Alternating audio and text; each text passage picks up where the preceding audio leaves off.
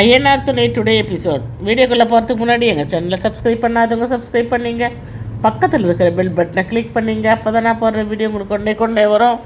வாங்க வீடியோக்குள்ளே போகலாம். இங்கே சேரனுக்கும் சந்தாவுக்கும் கல்யாணம் நின்றுடுது. எல்லாருமே உட்காந்து பேசிகிட்ருக்காங்க. இப்போ அடுத்து என்ன பண்ணுறதுன்னு யோசிக்கூட முடியாமல் அப்படியே எல்லாருமே ஷாக் ஆகி அப்படியே பேசிகிட்ருப்பாங்க. அப்போது அந்த கல்யாணம் பண்ணிக்க போகிறாரில்ல அந்த குருக்கள் ஏன்பா ஏதோ ஜாதி மாற்றி மதம் மாறுற கல்யாணம் அப்படின்னு சொன்னீங்க, கடைசியில் பார்த்தாக்கா இந்த மாதிரி துப்பாக்கியெல்லாம் வச்சுட்டு நான் மிரண்டு போயிட்டேன்ப்பா, ஒரு மாதிரி ஆயிடுச்சுன்னு. உங்களுக்கு மட்டும்தானே ஷாக்கிங், எங்களுக்கும் தான்ப்பா அது ஷாக்கிங்காக இருந்தது அப்படின்ட்டு நடேசன் சொல்லுவார். அதுக்கப்புறமா சரி இப்போ நீங்கள் உங்கள் காசு வாங்கிக்கினீங்களா, நீங்கள் கிளம்புங்க, எங்களுக்கும் அதே அதிர்ச்சியில் தாங்கிறோம் அப்படின்ட்டு அவர் கிளம்பி போயிடுவார். அதுக்கடுத்து பேசிகிட்டே இருப்பாங்க.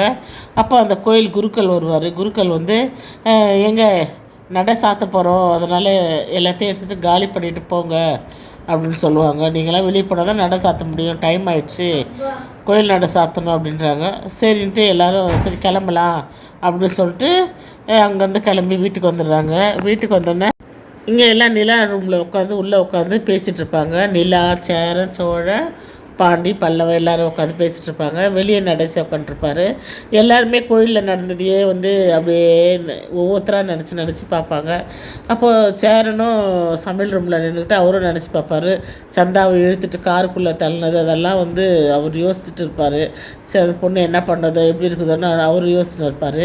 எல்லாருமே அவங்கவுங்க யோசனை பண்ணிருக்கும் போது கொஞ்ச நேரத்தில் சேரன் சுதாரிச்சுக்கின்னு ஐயோ அப்படின்ட்டு பல்லவா, பாண்டி, டேய் சேரா, சோழா அப்படின்னு கூப்பிடுவார். சேரன் உடனே எல்லாம் நிலா ரூம்லேருந்து வெளியே வருவாங்க. வெளியே வந்துட்டு என்ன நீ நார்மல் ஆகிட்டியா, நீ எதுவும் கவலைப்படாதண்ணே, கண்டிப்பாக நல்லா அப்படியெல்லாம் இல்லைடா, எனக்கு கல்யாணம் நடக்கலைன்ட்டு நான் கவலைப்படல, சந்தா சந்தோஷமாக இருக்கணும், அவன் நல்லா சேஃபாக இருக்காளா என்ன அப்படின்னு எனக்கு தெரிஞ்சால் போதும், வேறு ஒன்றும் இல்லை அப்படின்ட்டு அப்படியே பேசிகிட்டு இருப்பாங்க.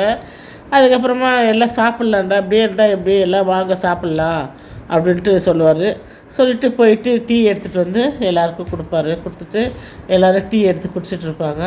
அதுக்கப்புறமா அடுத்த நாள் என்ன ஆகுனாக்கா அப்படியே பேசிகிட்டே அப்படியே இருப்பாங்க எல்லாம் நார்மலாக. அப்போது சமையல் ரூமில் சேரன் சமையல் பண்ணிட்டு இருப்பார்.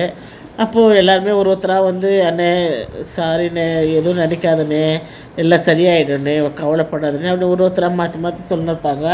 அப்போது சேரன் டீ கொண்டாந்து கொடுத்துட்டு சோழனை ஆரம்பிப்பார். டேய் அவனாவது அட்வைஸ் பண்ணுறேன்னு வாயை தந்தீங்க அவ்வளோதாண்டா அப்படின்ட்டு சேரன் திட்டுவார். உடனே எல்லோரும் அப்படியே பார்ப்பாங்க. உடனே நடேசனும் வருவார். கவலைப்படாதரா, எல்லாம் சரியாயிடும், பார்த்துக்கலாம், இந்த பொண்ணு இல்லைன்னா வேறு பொண்ணு அப்பா அப்படின்ட்டு சேரன் கோவப்படுவார். சரின்னு எல்லோரும் அப்படியே எல்லோரும் திரும்பி அதே விஷயத்த பேச சேரனுக்கு ரொம்ப கஷ்டமாக இருக்கும். சரின்ட்டு எல்லாம் விட்டுருங்க, கம்முனுருங்க அப்படின்னு சொல்லிட்டு அவர் பாட்டின அவருடைய வேலையை சமையல் ரூமில் போய்ட்டு அவர் பாட்டின சமையல் செஞ்சுட்டு டீ எட்டுன்னு கொடுக்குறது, சாப்பாடு செய்கிறது, அந்த மாதிரிலாம் இருப்பார். அப்போது அப்படியே பேசிகிட்டே இருக்கும்போது பார்த்திங்கன்னா அனீஷ் ஃபோன் பண்ணுவார். அனீஷ் ஃபோன் பண்ணி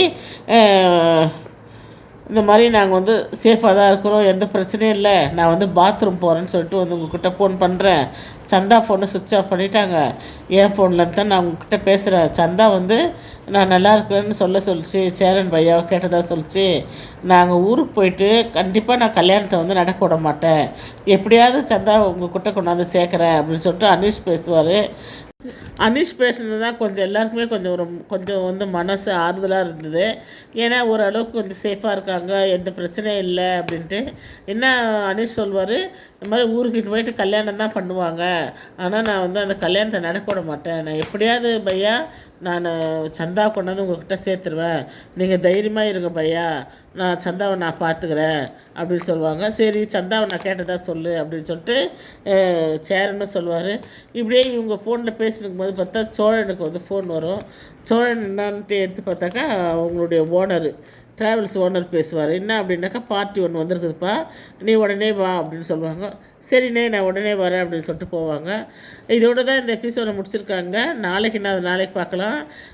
சோழன் போகிற அந்த பார்ட்டி சந்தாவை அவங்களுக்கு கூட இருக்கலாம், ஒருவேளை சோழன்கிட்ட கிடச்சி சந்தாவும் அனுஷும் பத்திரமா வந்து சேரங்கிட்ட சேருவாங்களா இல்லையான்றதை வரும் எபிசோடில் பார்க்கலாம்.